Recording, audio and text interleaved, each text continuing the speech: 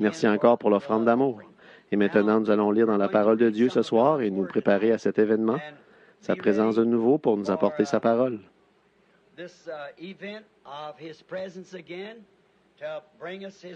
Bon, nous savons que nous pouvons lire un texte, mais c'est Dieu qui doit en révéler le contexte. Voyez? Nous pouvons prendre un texte, mais c'est Dieu qui doit en révéler le contexte. Et maintenant, pendant que vous prenez dans le livre de Jérémie au chapitre 2,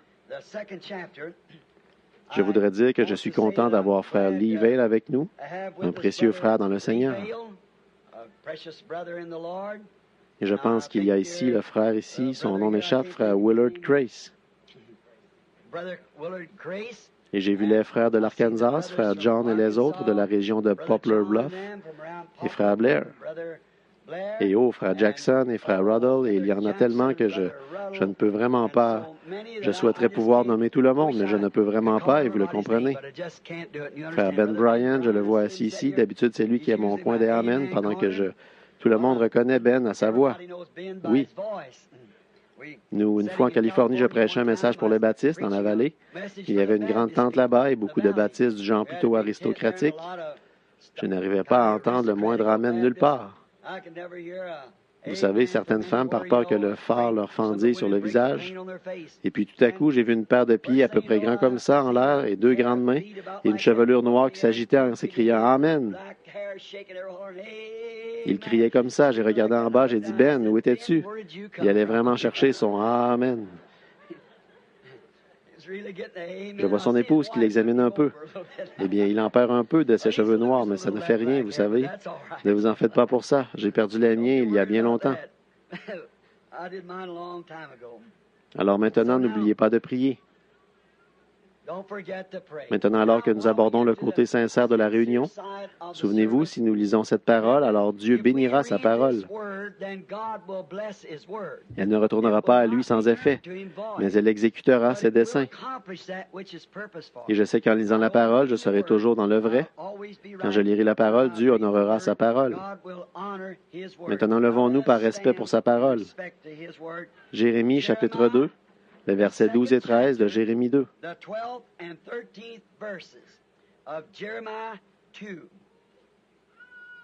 Cieux, soyez étonnés de cela. Frémissez d'épouvante et d'horreur.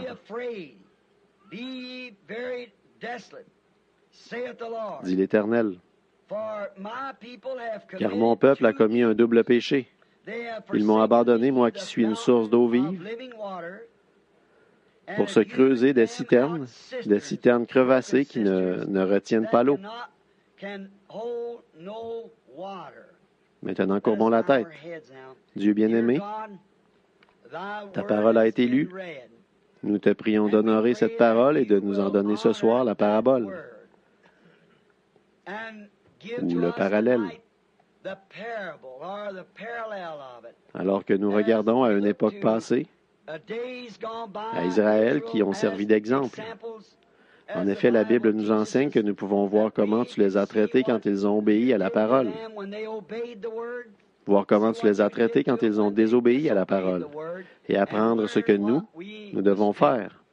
Donc, nous te prions de nous parler ce soir d'une manière toute spéciale pour que nous sachions comment nous conduire en ce jour dont nous avons appris ce matin que nous y vivions. Car nous le demandons au nom de Jésus. Amen. Vous pouvez vous asseoir.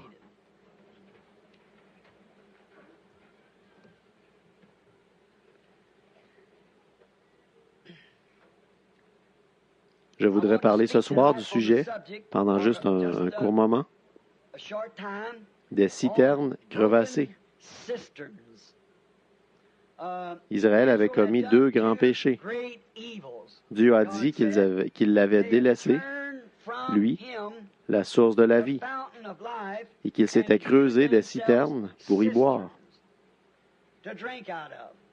Or, c'est quelque chose. La raison pour laquelle j'ai pensé à ce sujet, c'est parce qu'il va dans le même sens que ce que je disais ce matin, quant à l'heure où nous vivons et à la cause pour laquelle nous combattons.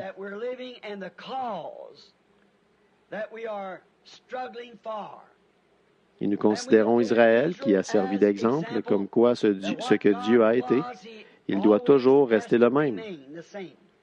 Il n'y a qu'une seule chose que Dieu ait jamais honorée, c'est le moyen auquel il avait pourvu pour les gens. Et quand ils se sont détournés de ce moyen-là, alors Dieu a été déshonoré. Et Dieu a fait souffrir les gens pour s'être détournés de ce qu'il leur avait dicté, quoi que cela ait pu être.